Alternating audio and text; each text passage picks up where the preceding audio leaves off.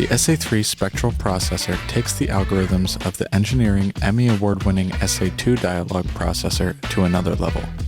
Like the SA-2, the SA-3 is great for removing unwanted spectral spikes in dialogue, vocals, and many other kinds of audio inputs. The SA-3 is also able to track and eliminate persistent peaks at nearly any frequency in the audio spectrum. Think of it like a multiband limiter and resonance suppressor combined. New SA-3 features include over 1,000 bands of processing, a user-programmable bias curve, unique focus range and density controls for precise control over spectral processing, sidechain support, and mid-side processing. The scale, shift, attack, release, and monitor controls also offer even more control over the way the SA-3 responds to unwanted frequencies in a signal. Let's go over all of the SA-3's controls in more detail to get a better idea of what the plugin has to offer. We'll start with the Spectral Processing section located on the left side of the plugin UI, which includes the detect, focus, range, density, attack, and release knobs along with the monitor button. Moving from top to bottom, the detect knob determines the sensitivity of the overall algorithm, like a global threshold across the entire frequency spectrum. The higher this knob is dialed in, the more reduction the plugin will perform. Next is the monitor button, which you may recognize from the SA-2. Clicking this button enables the auditioning of the removed signal instead of the processed input. Underneath that are the focus and range knobs.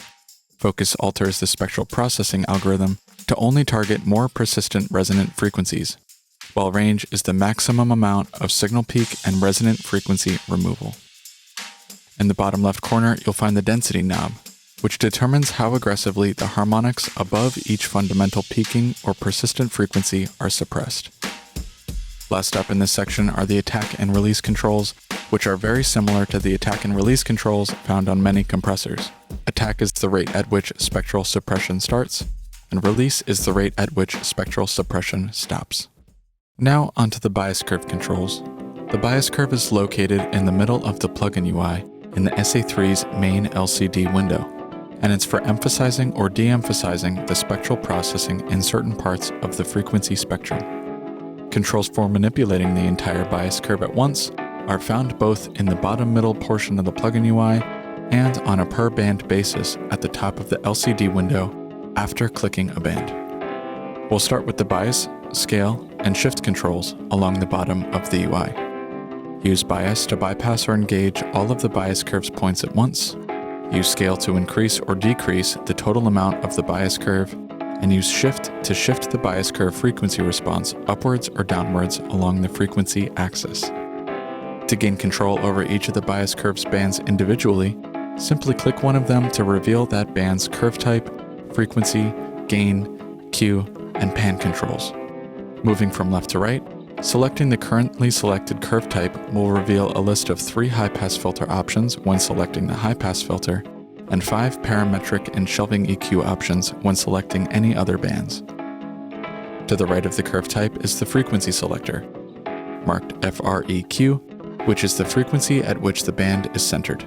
Like the parameters to the right of the frequency selector, you can change the selected frequency by clicking the current value and typing a new one, or by clicking and dragging the current value up or down. Clicking and dragging the band's dot to the left or right will also change its frequency.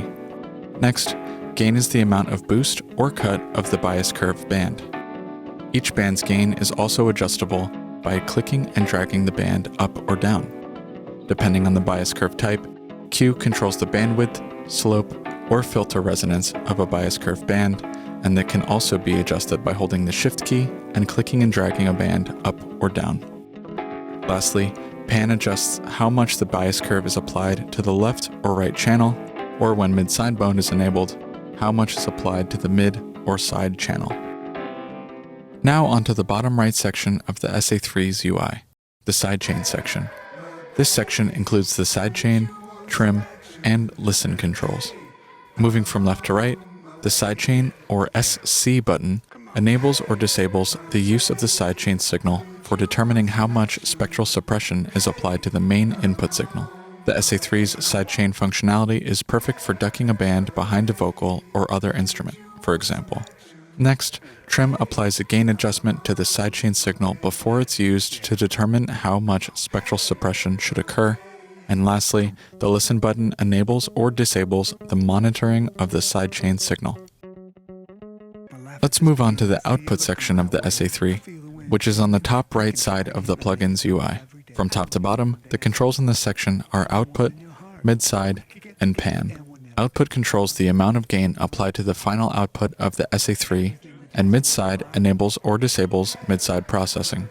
Lastly, the pan knob is a level adjustment between the left and right channels, or the mid and side channels when mid-side processing is enabled. Note that the mid-side button and pan knobs are not shown on the mono version of the SA-3.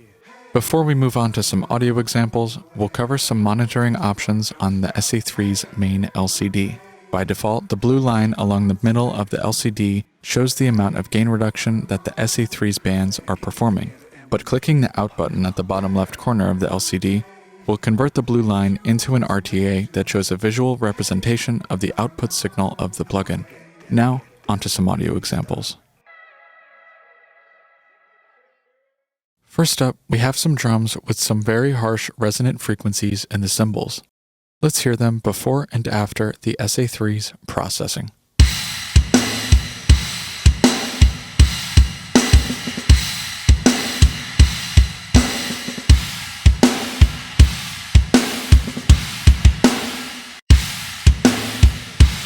Let's use the monitor button to hear what the plugin is doing in more detail.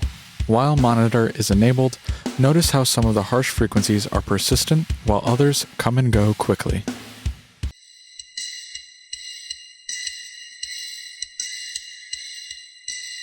Because we want to tame all of this harshness regardless of whether or not it's persistent, I've dialed back the focus knob to 73%. This way, we aren't only focusing on the persistent peaks. We also have the detect turned up high to around 80%, the range turned up a little over halfway, and density is all the way down. Finally, the attack is at its fastest value to clamp down on harshness as fast as possible. The release is at 395 milliseconds so that the harshness doesn't pump in and out, and the bias curve is emphasizing some high end along with a particularly harsh peak around 1.8K. Next, let's hear the SA-3 on some electric guitars that are very harsh. This time though, I'm going to show off how quickly you can get a great sound with the plugin. Currently, the SA-3 is configured with its factory default settings. Notice that the detect knob is all the way down, meaning that the plugin will not do much attenuation. As the example plays, I'll slowly turn it up to show off how easy it is to get rid of these painful ringing frequencies.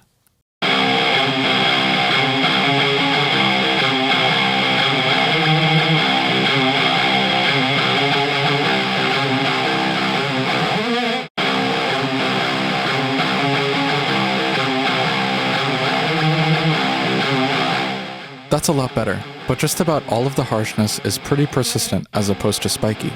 So I'll turn up focus all the way and add a bit of density to make sure we're also covering the harmonics of the harsh frequencies.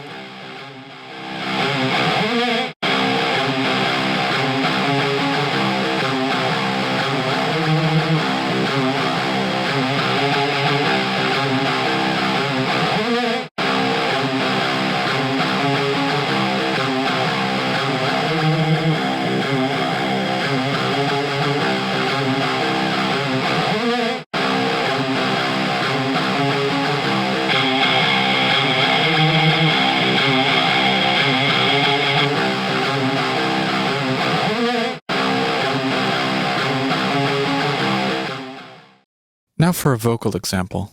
This vocal has a lot of spiky, resonant peaks that come and go as the vocalist sings. Let's hear it with and without the SA-3. I know we've tried and tried again, but still I lay broken hearted in my bed. I know we've tried and tried again, but still I lay broken hearted in my bed. I know we've tried and tried again, but still I lay broken hearted in my bed. I know we've tried and tried again, but still I lay broken hearted in my bed. For this example, the bias curve is doing a lot of work.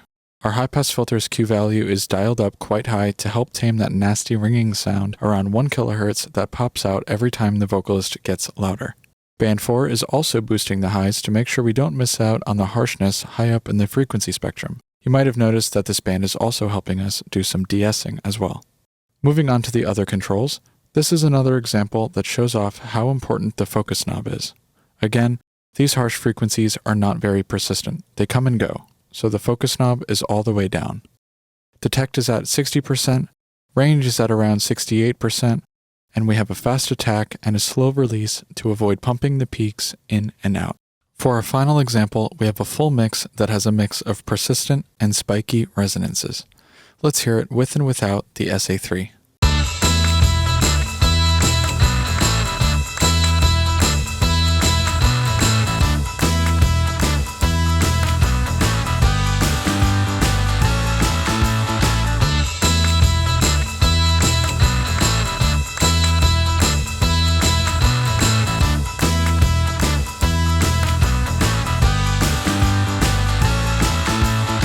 In this example, the most painful frequency is around 4K, so we're using the bias curve to tell the SA-3's algorithm to emphasize the processing in this area.